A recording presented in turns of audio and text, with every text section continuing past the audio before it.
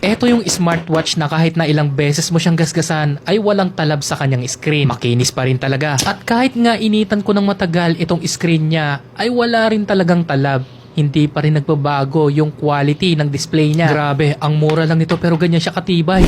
Ito nga pala ang TechLife Smart Band TLS B01. Sa box pa lang nito pwede na natin tong pangregalo sa mga kaibigan natin o kaya naman sa mga kids natin. Kung trip mo sa isang smartwatch yung maliit lang, hindi mabigat sa kamay kapag ka sinusuot, magugustuhan mo talaga to. Meron na rin pala itong kasamang magnetic cable at ididikit mo lang po ito sa ilalim ng watch mo at makakapag-charge ka na po. Katulad ng mga normal na smartwatch, meron din siyang sensor dito sa ilalim. Yung mismong strap niya ay pwede mong palitan. Akala ko nga hindi maganda itong smartwatch na to, pero nung dumating sa akin to, grabe, sobrang ganda pala ng quality nito kahit napakamura lang. Meron din siyang notification dito para pag merong nag-text sa'yo o nag-chat sa'yo, pwede mong mabasa. Mamomonitor mo rin yung mga activities mo araw-araw gamit itong watch na to.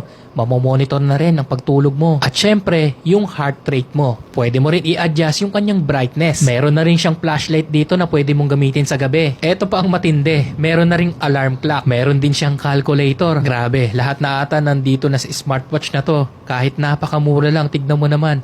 Napakaganda ng quality nito. Pwedeng pang forma, pwedeng pang araw-araw. Sinubukan ko ngang hatak-hatakin ito pero hindi po siya natatanggal dahil sobrang kapit ng kanyang strap. At kung mahilig ka naman sa sports, meron kang pagpipilian dito at napakarami po nito mga idol. Ang kagandahan pa dito mga idol, sample natin dito sa walk, maglalakad ka.